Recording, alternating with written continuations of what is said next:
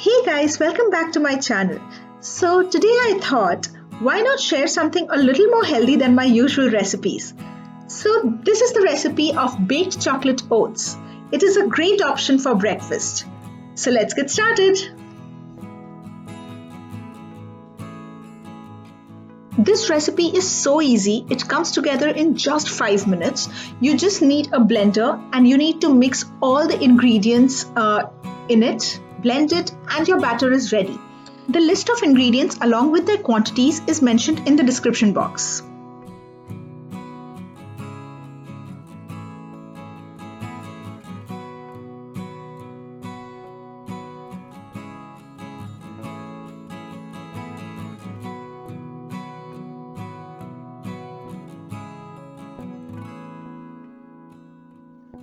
Once the batter is ready, transfer 2/3 of the batter into the baking tin. Then add some Nutella. This is optional, but you can add Nutella. And then add the remaining 1/3 batter on top of it. For the toppings, you can use marshmallows or chocolate as you wish.